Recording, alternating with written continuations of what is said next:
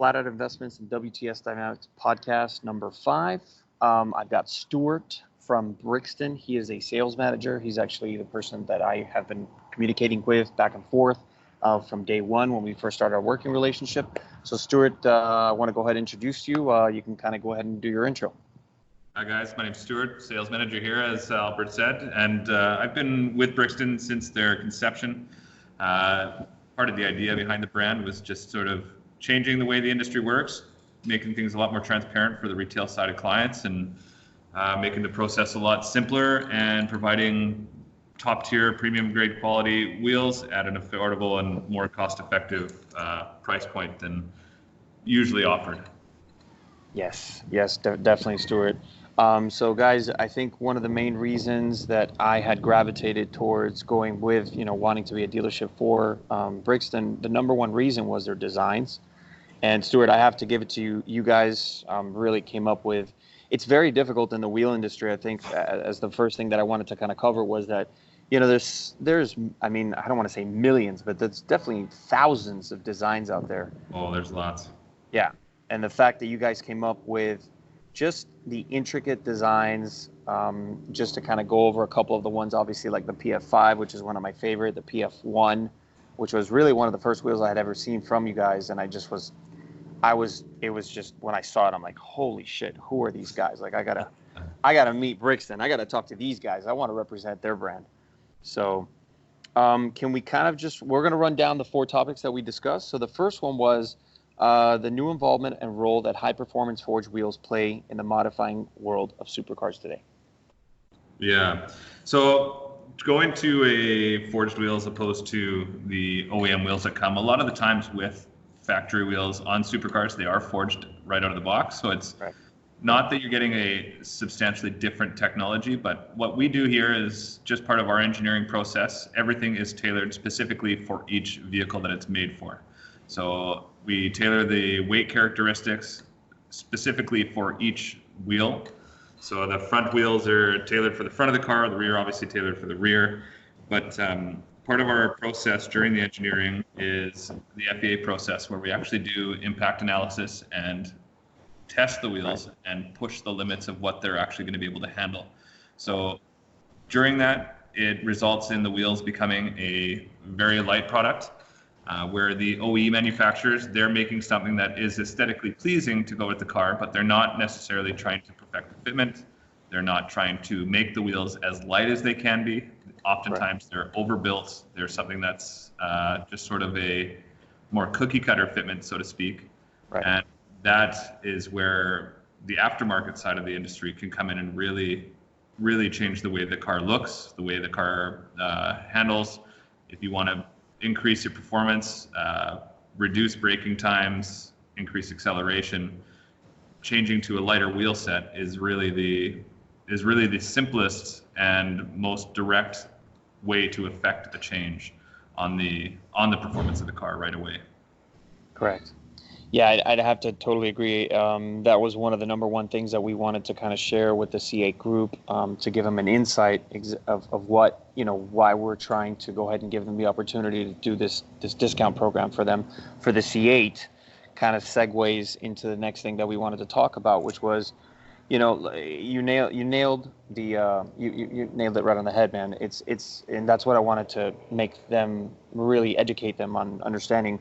That especially with the C8, like we had discussed before, they really, you could tell that the engineering, all the engineering that went into the car, of the production of the C8 and the thought process, they literally just stepped aside and said, hey guys, wheel department, don't worry about making anything crazy. Like this is the base model. Just don't even think about, don't try to make something extremely amazing or unique. We'll take care of that probably later on with the Z06 and the Z01. Right now, let's just concentrate on kind of a generic. I mean, they didn't leave it. They didn't not do their job, but I think it gives us a huge open window of really making a wheel that can actually match the characteristics and the body lines of the overall design of the C8. Because I think we can all agree that the stock ones are complete garbage, is what I would say. But that's a good thing. That's good for us. Yeah. And what you and the other thing you covered was so the main thing I would say is obviously, like you said, fitment. That's a huge portion of when it comes down to building a forged wheel from the ground up, is the fitment, the custom fitment that we can go way above as far as width and actual ability of the wheel, what it can perform. And like you said, the manufacturers are not interested in going with the lightest thing because, like you said, they have to kind of over-engineer to cover all the governing laws that they have to abide by. Yeah, and they're not necessarily making something that is heavier by nature just because they're over-engineering it, but they're making things for the ultimate worst case scenarios, like somebody buys the car and wants to take it off-roading and just pummel it. The wheels that they're developing are going to be able to stand up to pretty much anything you can toss at the car. Where what we're doing, we do the same kind of testing, but our testing results in a very lightweight wheel where if you tell us exactly what your plans are, if you want to go off-roading, we'll make it so you can beat it. So you can do that. But typically we develop our product to be used for road. We make it so that if you want to plan on making it a track car, we'll develop it to handle that sort of fatigue and stress as well. So it's a nice sort of ability for us to tailor it to whatever the client really wants to have. Right. If they are strictly looking for fast acceleration, they want to stop as fast as they can, they're never going to take it to the track, they're just going to be doing some spirited driving on the road, we can tailor the set to provide them with exactly what they want. If they're wanting to have a track car that they can abuse over and over and over and not have any issues, not have any stress or fatigue over time, we can make it to have that as well. So it's a tunable side of the wheel market, which is not very common. Correct. Yeah, one thing that like I said, one thing that drew me always to, down here in Florida, unfortunately, there's a lot of dealerships that they have this, I don't want to say cookie cutter approach, like you had said the manufacturers use, but they have a very weird, I don't want to mention any names, but I did work for a couple of them, and that's how I kind of got into the wheel industry in the first place.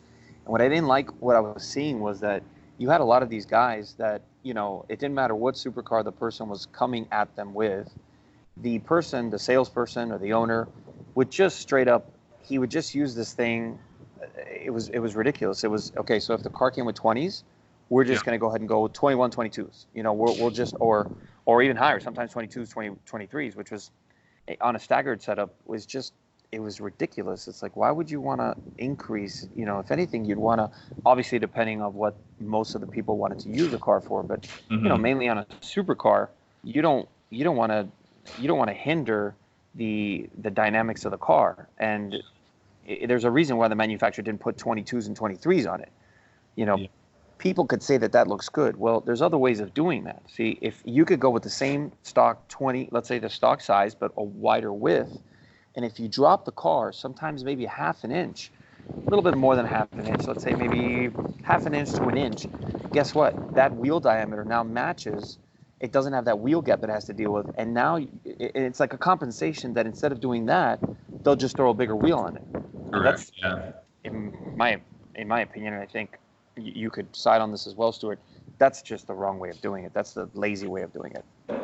Yes, it can be, but it's also not necessarily, I wouldn't say lazy. I would say it depends on what the client really wants to end up doing at the end. If they're going to be lowering the car, doing a lot of modifications, yes. Going up in size too dramatically is not necessarily a good idea. Some guys are going super low and they want to have the biggest wheels they can, and they want to have rubber band tires. It's really comes down to whatever the client wants to build for themselves.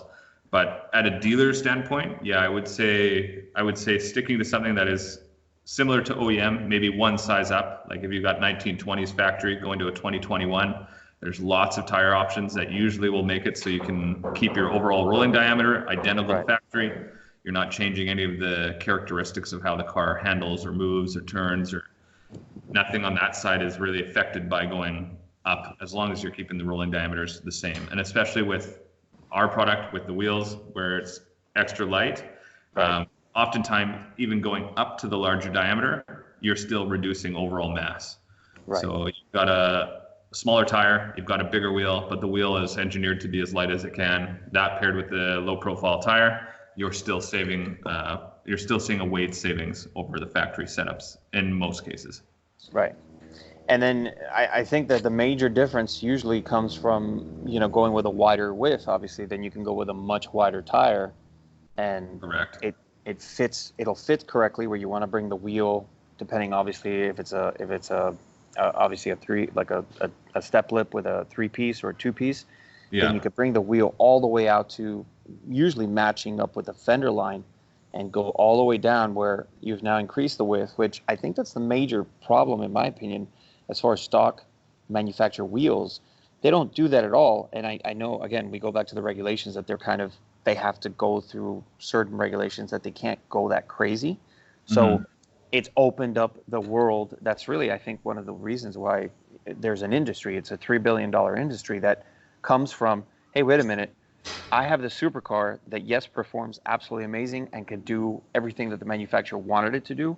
But if I can go with a wider wheel, and obviously now with companies like Liberty Walk and Rocket Bunny, now you really can go insane as far as the widths on some of the supercars. And oftentimes it's the wheels can be wide, and oftentimes it's the tire that you can't find to go as wide as you really want to. Yeah, exactly. They have to. The manufacturers of tires now have to. I think they're starting to really catch a whiff and really starting to understand. Hey guys, wait a minute. There's people doing these extremely wide body modifications on their supercars. I think we need to start catering to some of those widths. So hopefully we're going to start getting some pretty good. But there have been. I know Pirelli makes I believe it's a 355. Stuart, correct me if I'm wrong. 355. That's a pretty wide tire. Yes. It goes all the way. They do have some wide ones. There's Pirelli, Michelin's got a lot. Toyo also has quite a few wide options these days. Correct. But definitely room for the tire side of the market to catch up to what the cars and wheel guys are really needing these days, I would say. Exactly. All right, cool. So let's go ahead and go over the third thing the second thing. So we kind of skimmed over it a little bit. So the upcoming C8 Corvette and its impact on the future of supercars. What's your take, Stuart? I think it's really going to shake things up a lot. As you and I have talked about a number of times, I feel like it's the rebirth of something that was around years ago, and I think that the rear or mid-engine Corvette is really going to change a lot of people's approach, where the segment of the market to have that kind of car has been such an expensive thing since the 80s. Right. It's basically just been the exotics that are in that sort of caliber, and now it's coming to a domestic market, and guys are going to be able to get some crazy cars that are sub $100,000 and substantially lower than that, and they're going to be able to see the performance that the exotics have had for a long time. And I think it's really going to be a push for the domestic side of the industry to advance and evolve themselves a little further, to start keeping up more with the exotic side of the market. Yeah, I, again, 120 million% agree. I think that it's going to push manufacturers. I was trying to break down the manufacturers that I think maybe are not too worried, but I think it's something that they all, because if you look at the car industry as a whole, right, every single manufacturer today has 7 different models to adhere for every single type of group of person that could afford, that wants that brand, right? Yeah. It's, I mean, talking about, like, let's say, for example, just to bring one of them up, BMW. I mean, now you have, literally, it's ridiculous. You have everything from 1 series in every single model that you can think of: mid-size SUV, full-size SUV, mid-size car, 4-door sedan, 2-door coupe, and you have so many different models out of so many different. And this, obviously, I'm talking about Mercedes, Porsche now is getting into that game, ridiculously insane as well. Range Rover with the for example, the what's it called, the Evoque. LR, the full size, like everyone seems to be expanding their product range Yeah, in the to try to last make it yeah. to make it affordable to the masses, and that's I think Corvette or Chevy what they did with this C8. They finally said, "Hey guys, we're going to be the ones to do this," and the manufacturers are going to have to either sit back and say, "Well, good for you guys. You know, we don't have to make anything cheaper," Mm, or they're going to go, "This is something to worry about. I think we're going to have to start making not cheaper, obviously, just more affordable yeah. supercars that more masses of people that we could reach out that we could sell to." Yeah. Yeah. It's definitely exciting to see where it's going to take things. Yeah, yeah, I'm super excited about it. I think obviously everybody in the group would agree that that's pretty much why we have a group in the first place, was to talk about all these different things, these topics that are going on, and it's super exciting to finally see. It's funny. I was going to tell you, Stuart. I went to go see the car. I have to actually post this information. I haven't even done it on the group yet, but I might as well just have that little bit of a conversation with you. I went to go look at the car in person, and there was something strange about it. It was ever since I saw it in the pictures, ever since I saw the launch, every step of the way, there was just something about it that I was like, I need, like every car on the face of the planet, you have to go see it in person. And when I went to go, there was a launch over here by Kendall Chevy's they have a huge dealership. They brought a hardtop and a convertible. And they had the convertible inside and the hardtop outside. They had it in it's like a very, very sharp looking silver. I forgot the name of the color that he told me, but it's a beautiful looking silver with that maroon. It's that typical maroon, like 70s, like C4 maroon red interior. Yeah. And usually that combo it's not lively Corvette. It's not what most Corvette guys would go for, like the younger Corvette guys, like Hmm. guys that are probably younger than 40, I'd say 40 or in that age. They don't usually go for that color. That's more for the guys that are above 50 or 50. Yeah. And man, I'm going to tell you that color and that color combo, just because of how the body design, the lines, the aggressive lines that were all over the car, and the interior design, which I actually got to meet the one of the interior designers, which was really cool. We went through a lot of different aspects. I have to post that as well. I'm gonna have a podcast with him as well. We were, it was amazing. When I saw the car in person, I'm like, holy shit, this car. I mean, even as a convertible, it looked absolutely amazing. And the first question that came to mind, obviously, when most guys that are worried, that are into high performance, the first thing that they go is, yeah, but convertibles, it's always 300 pounds more than the hard top. Most of Hmm. the time, they don't look good when the top is up. None of those things were even a factor. They made the convertible weigh only 150 pounds more than the hardtop. That's impressive. That's very impressive. We went over a couple of funny things, which was he explained to me that the air vents on the C8, they are the thinnest air vents ever put in a production car, and the reason for that was so they could bring the entire center console, they could and the front portion of the car, and the firewall, everything, just bring it all the way down to have a lower center of gravity. That's amazing that they would go this far to just bring down the dash. I think he told me it was like maybe 2 inches above from what they had originally wanted it to be. Hmm. So that really goes to show how the effort that went into making this. This is not just when I first saw it. I tell you, the first impression I had of the car was, it's probably what they did was they grabbed the C7 platform, the frame, they turned it into a mid-engine frame, and then they slapped these new body panels on it. And obviously, I'm super wrong by saying that, because that's not what the car is at all. Yeah, it's a So yeah, fully new development. So it's kind of exciting to see where they're gonna go and all of the custom side that comes to it. yes, yeah, and one thing that I believe that we're going to see a lot of, obviously, is because it's going to be a little bit before we see the C8 Z06. There's going to be a lot of people doing wide body. Actually, there was a guy at SEMA. I wish I should have gotten the guy's name so I could just kind of plug him. But there was a guy at SEMA that actually made this amazing. I mean, I think it'll look crazier than anything that, Chevy is going to come up for the C6. Maybe not for the ZR1. The ZR1 is going to be ridiculous. But the C8 Z06. he already made a body kit. I think it's $8,000 or $9,000. It's not that bad, and it looks absolutely amazing. So that's going to help, you, me, and the entire group kind of make some awesome decisions as far as width-wise, how far we could push the limits of, a high-performance wheel for the C8. Yeah, was that Velara? I think, yes. Yeah, that's the guy's name, yes. Right? Dude, amazing. You guys, oh, that's right. You were at SEMA, right? Yeah, I walked through the North Hall and stumbled across that when I just got dropped off at the wrong side. Okay. I remember walking through and just being kind of taken back, trying to figure out what I was looking at. Right. What'd you think of it since you saw it in person? That's right. I completely forgot to mention that. That one, it's a very dramatic appearance. Right. That goes right back to the rubber band, big wheels thing we were talking about. But right. I definitely do like the execution of it because it seems like everything is very well thought out.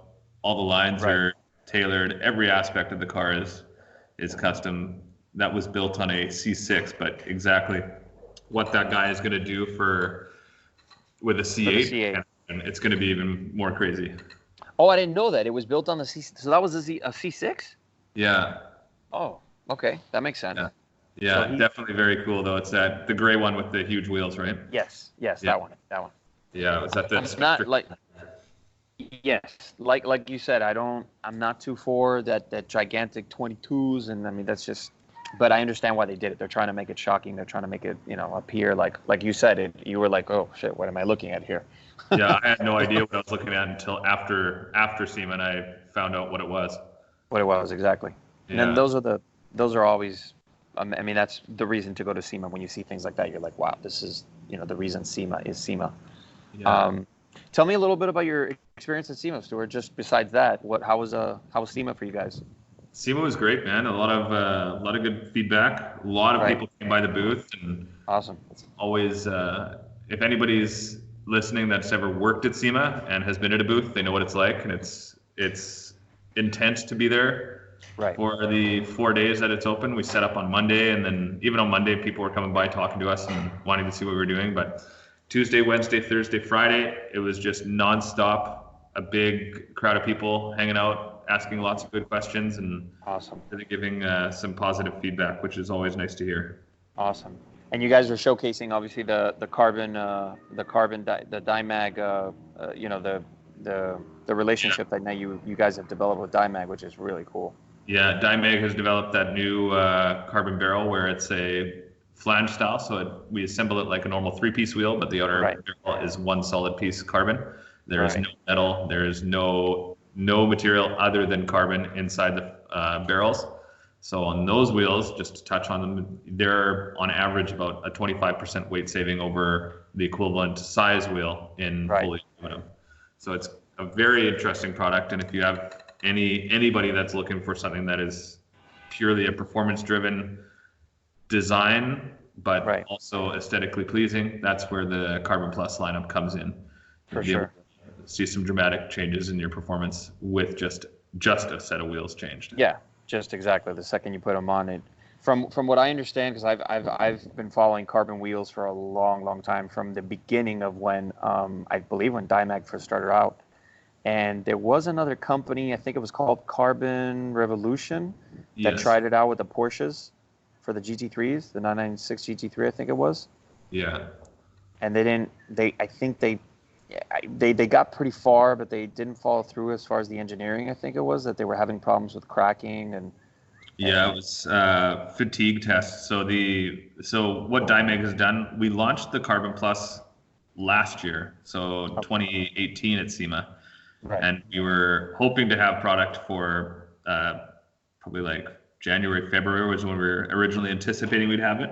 But Dymag was being very proficient with their tests, and they were not willing to let anything go into complete production until it was passing with flying colors. Awesome. So we finally started getting production hoops late summer of this year. But they've done thousands of miles of testing on these things. They're now offering these barrels as a factory option on the McLaren Senna or McLaren. Wow. So that's I did not know that. That's amazing. That's a testament to how badass they are. that they're Well actually engineered going to there. be an OEM option for McLaren. So it's Wow. nice to have that confidence behind it. And for us, it's exciting for us to be able to tailor. We have our wheels that we designed specifically for the Carbon Plus line, Right. but it's nice to be able to tailor any design that we really want.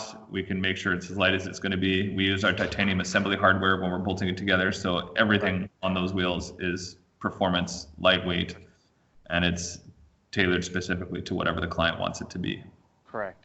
And Stuart, just because I know everybody's thinking about this the second we said carbon wheels, as far as weight, let's say like on a 20, what would you say the exact weight came in when you guys build the wheel to? Because the centerpiece, usually you guys go with the,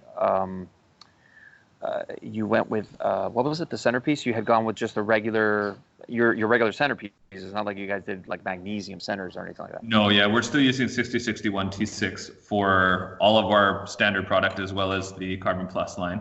Correct. But with the weights, it's again very dependent on application.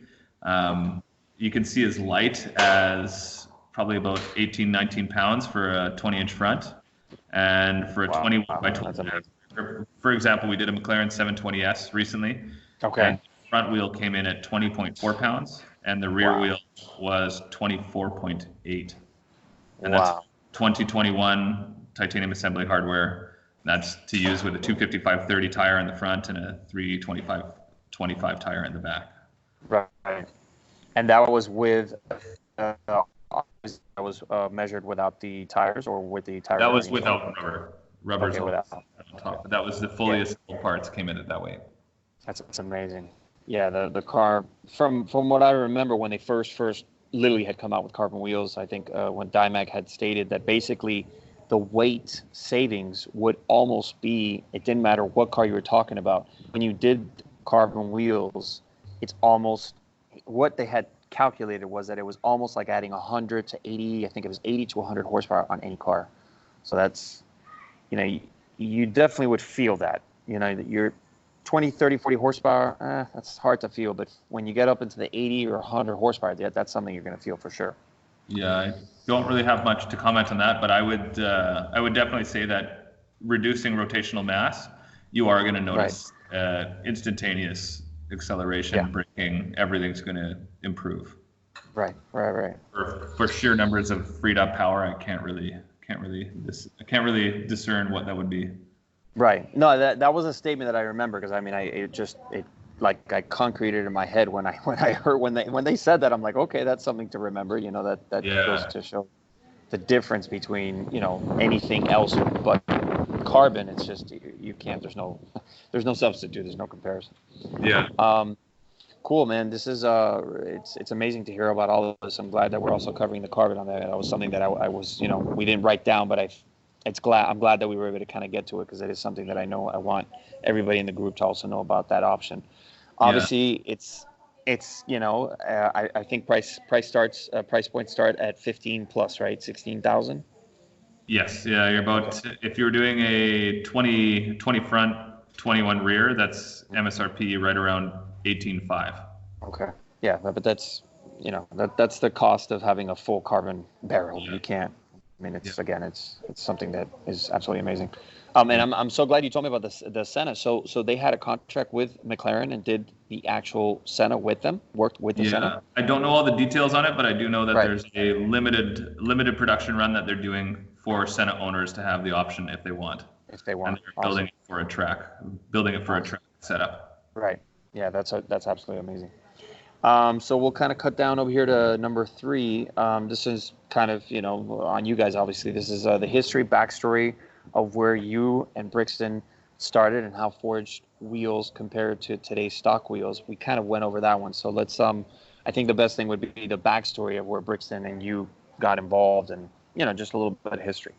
Yeah, so I've been in the industry for quite a few years and have always felt that there is a room for improvement in the forged side of the market. From previous experience, a lot of people that I used to deal with, they'd order wheels and their primary frustration was you order your wheels and you just wait.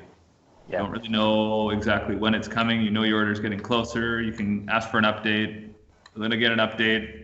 yeah, they're in finishing now, but you don't really know exactly what's happening. So Right. for Brixton, the idea was to build a company based around being completely transparent, which I did touch on earlier. But our Right. production process, once an order is placed, we send updates through every stage of the production process. So once the wheels have passed through engineering, we'll send out the 3D PDFs of the wheel set, so you'll be able to get an idea.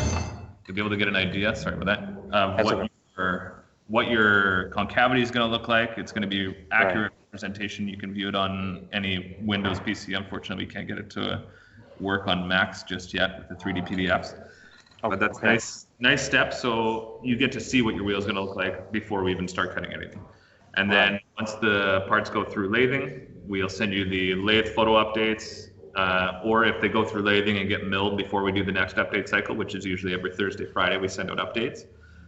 You'll get photos of the milled parts. And then the next one, once they're into finishing, once they come back from finishing, if it's early enough in the week, or if it's coming back from finishing like Thursday, Friday, we'll send you the photos of the finished parts in the assembly queue, and then we'll send you the updates of your wheel set once it's completely finished.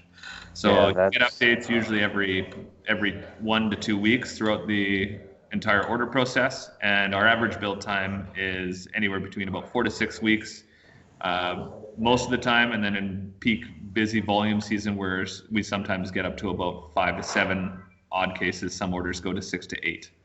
But there are always instances where wheel sets do take longer, say if forging is back ordered or we're waiting for hoops or something like that. Any delays that there are in the order process, we let the client know right away. So if you've ordered through a dealer, we notify the dealer. So if you are ever looking for any updates on your order process at any time, you just ask them, and they'll usually have the most up-to-date info in their inbox. Right, and that's I think that's the driving force behind you guys, which is one of the other reasons that I decided I wanted to represent you guys, was that you have that process, that it's nice to see it being built, and it's not just, hey, hi, you'll see your wheels in 8 weeks, goodbye, Yeah. It's like, that's a very insulting thing, I think, coming from spending, anywhere between 6,000 to 8,000. Some cases can come up to 9, 8, almost sometimes, depending on the option, 10,000.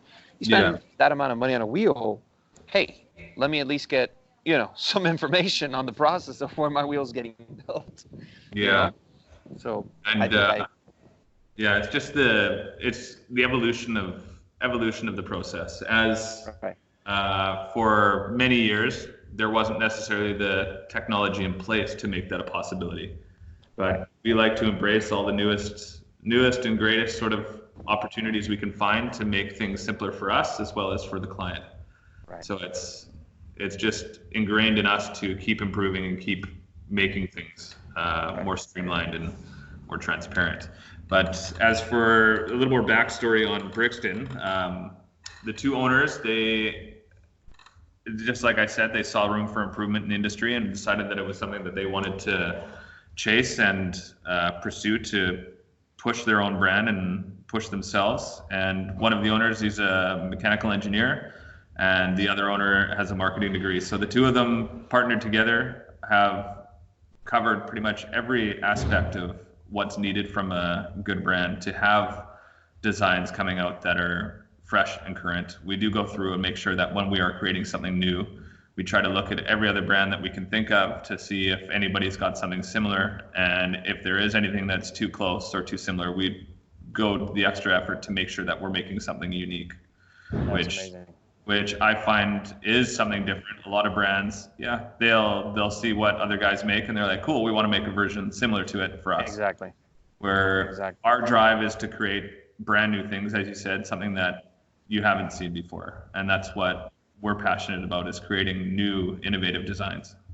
Yeah, and I would say it shows, like I said, when I first saw the PF1, I was like, wow, there is no wheel that even comes close to looking like this. So it shows in your designs that you go through that extra level of making sure that, and I guess that's where it comes from. Obviously, you just kind of went through it. It's you guys check them all out and go, okay, guys, so this wheel, this wheel, this wheel. We can't do anything that's close enough to that, so ours comes out looking original.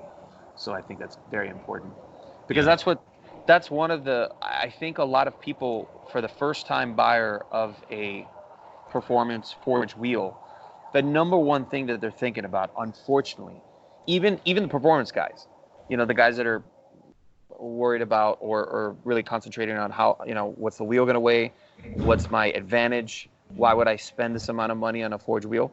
There's always the aesthetic portion of it that they're like, well, wait a minute, if I'm going to spend this amount of money, it has to just completely transform the car. So obviously it's a very important aspect of it. Well, kind of running on the, we just hit 32 minutes, so I know you're a little bit on a time frame. So we'll cover just the last topic, which was, where did your passion and drive for cars came from? Oh man, for me it's been ever since I was a little kid. I remember the very first time I remember really getting in trouble was sneaking out of my yard. Okay. I remember, obviously did stuff when I was a kid, got in trouble for stuff, but the first time I remember really being told I should not do that was when I snuck out of my yard, went 2 doors down, which wasn't very far, but 3-year-old me thought it was like an epic journey. Right. And, my dad found me with my greasy little paws all over the glass of my neighbor's old 5 Series, old BMW 5 Series. And I was just enamored with it because I grew up in a neighborhood where it was a kind of a young family neighborhood, and this guy was sort of an anomaly. He was the only one there with a nice BMW. Everybody else had more economy cars kind of stuff. Right. And I was just drawn to this thing. And I remember I always liked the monster truck stuff, but just cars, that's where my passion for properly built machines really came from. Right. And I think over the years as I grew up in a town where the automotive side was a very prevalent, tuning and performance was a very prevalent thing in the neighborhood. Okay. So there was lots of cool cars. Stereos were huge at that time. Everyone was driving around with big bass pouring out of their windows. And, I remember those days.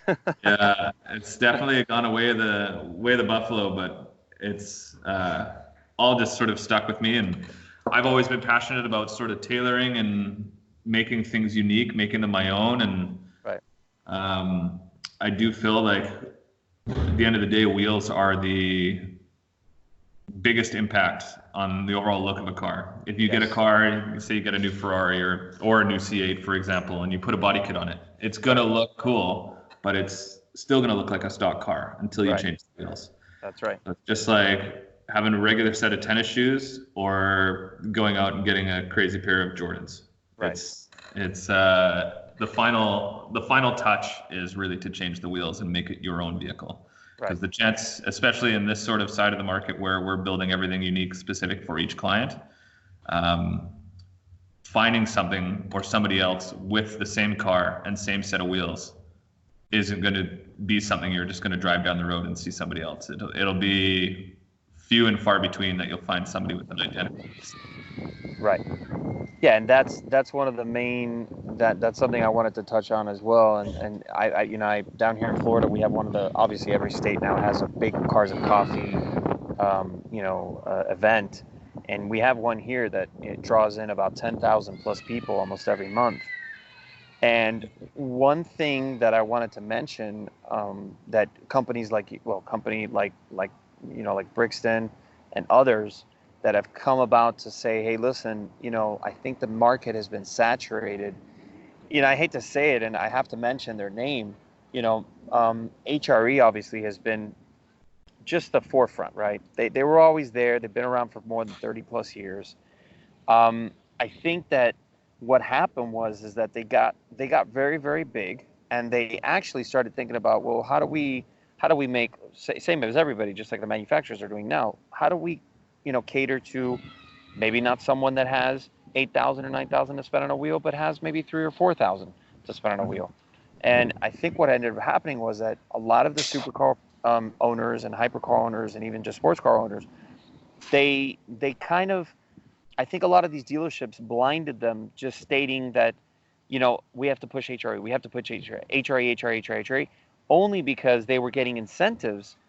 The dealers themselves were getting incentives to push that brand so hard.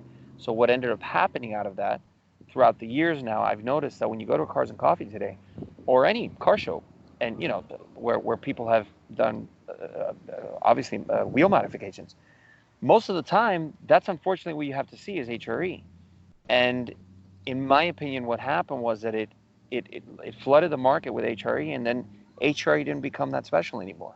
You know, as Mm. far as a design, like when you looked at the wheel design aspect, it was like, I've seen these. I've seen these on the, oh, I went to that Cars and Coffee last weekend. Oh, I saw those, on this car. It's like, it's no big deal anymore.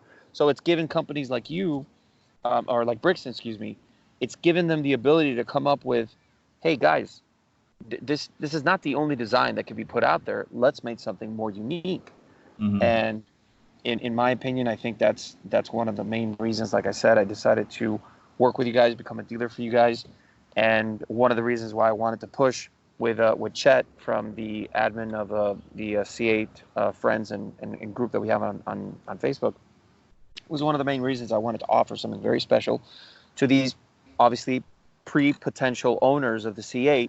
We want to try to be at the forefront of wanting to push and have almost every single person that can afford it to come in and say, hey, listen, we want to offer you this awesome discount program so you can actually make, like you said, your C8 your own, because we are going to see an explosion of C8s. They're going to be everywhere.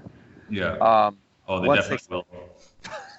They're going to be, because that's the whole point of the car. It's going to be the mass supercar. It's going to be the supercar that for the masses. So because of that, that was one of the main reasons I wanted to, come to you guys and say, hey, listen, can we do this? And you were very cool about it. You said, yeah, for sure. Let's work together to make this happen. So, and as far as your beginnings, man, I'm right with you. I mean, my first word that ever came out of my mouth before mom, water, or anything else was car. That was my first word. So I was there with you, man. I think once I think it also has to do with family genes. My grandfather used to race motorcycles, and my mom and my grandma, even them being in the situations that they loved cars. They loved just the designs, the different. I mean, my mom, her first car was a 444 Firebird. So yeah. that just goes to show, my mom loved cars, and so did my grandma, and it obviously it's one of those things. It's a genetic thing. It's like I like to say, the racing gene exists. Yes. There are people that are just genetically they're predisposed to this amazing thing, and to me, in my opinion, I think in this world of technology, we got to go over one thing right before I let you go. But what I was going to say was that in this world of technology, the car is still the most ridiculous machine that I think humans have ever built. I have this vision that, I mean, you have to think about it, right? There is a car almost on every landmass on the face of the earth. Yeah. That's pretty amazing. Yeah, it is definitely amazing. That's something that I often think about too. Like, what other industry has had a bigger impact on humanity? Right. And personal mobility and individual style. Like, it gives everyone a means to explore the face of the earth. Right. Which is not something that existed over not too long ago. 100 years ago. Yeah. Yeah, it's only the last century that we've really made much progression and seeing where I'm excited to see what the next 10, 20, 30 years with the introduction of EV and all of the design and manufacturing capabilities and composite materials that are starting to be used. And we're just at the beginning stages of the next phase of the automotive world, which is very exciting to see coming. Yes, I totally agree with that as well. So one last thing I have to ask you, and everybody obviously in the automotive world has been talking about it, and I hate to bring it up because it's electric, but we have to just kind of skim over it. What is your opinion on the Blade Runner Cybertruck? Oh, buddy. There's so many mixed reviews, and I personally love it. I like different out there, and I like seeing something unique. I do like where Tesla went and decided to blaze their own trail. They're making a truck that's completely different than any other truck that's ever existed. Why make it look the same as every other truck that's always existed? So I do like that. I definitely feel like there is room for improvement, as Elon even said during the unveiling. But he was talking specifically about his Tesla glass that didn't survive the impact test on the car or on the truck. But I do feel like they've taken a bold move, and it's a good step in the right direction to really showcase that if you want to design, you can. It shows that designers can design whatever they want, and the ability to execute that and actually make it look like a complete package was there. Yes. Which is what I truly appreciate. Necessarily, I don't know if it's going to be the way trucks look going forward, but it's definitely something unique, and I like that they wanted to push boundaries and try something different. Yeah, I give it to Elon. He always I saw it, and same exact opinion. I don't know if I want one. I mean, obviously I don't want one because it's electric. So for me, it's electric. I don't want it. But if I wanted, like, if I was going to buy it, I'll tell you, and it would be the most ridiculous thing to do. So it was stupid as hell. But again, it would kind of go with the same marketing, the marketing ideas that they've had, because I was reading an article that stated that he's never spent a dime on anything that has to do with marketing. And it's because of the way he, on stage, launches the products and has everybody that's there spread the word, just like the Cybertruck. I want to think, or I want to say, that breaking of the window, I think that was done on purpose. I don't think, and I'll tell you why I say that. This is the same person who's launching rockets that go up into space and bring themselves down at an accuracy that no one has ever seen as far as rocket technology. Yeah. I don't think him handling a broken window, that doesn't seem, I think that was all part of the marketing. I think that was all just to get people to talk about it. Oh my God, did you see? Man, that thing is stupid as hell. It looks stupid. It looks like a triangle on wheels. But guess what? Every single person on the face of the earth right now, from the day that it was launched, is talking about it. And you have a lot of these influencers. I don't want to mention her name because I'm not so crazy about her, but Supercar Blondie just made a video. She's put in an order. You have guys like in the tech world, like Lou from Unbox Therapy. He put in an order. You have these big influencers that are like, fuck yeah, I want that thing. And it's exactly what you said. It's exactly what I thought. When I saw it, I said, fuck. He did something. He made a pickup truck look like no other pickup truck that's ever been made on the face of the earth. Yeah. So he nailed it. He knows what he's doing. That's for sure. Yeah. Definitely excited to see what the final production model looks like. Right. Yeah, it does look extremely cool. And I mean, I think it's when you look at it, it's exactly that, man. It's a design that has never been done. And therefore, it's going to get, whether it's bad, like they've always talked about marketing, right? There's no such thing as bad marketing. It's all just spreading the word of a product. So yeah. I think that's awesome. Very cool thing. All right, Stuart. So let's wrap this up. I'm going to go ahead and I want to thank you again for having you come onto the podcast for the first time. We'll definitely have to have a couple others down the line, but this was all for really specifically for the C8 group. I wanted to bring everybody a little bit closer to Brixton so they can understand, the beginnings, why this is something that they really should think about. And as far as the C8, I think, in my opinion, again, just to kind of go over it again, it's, there's going to be a lot of them out there, guys. There's going to be a lot of them out there. And it doesn't matter how unique the color you pick as far as interior-wise and option-wise. In order to make this thing really yours and stand out from the thousands that are going to be made, is literally to start with a forged wheel, because that's really something that transforms the entire car. Absolutely. From a modding standpoint.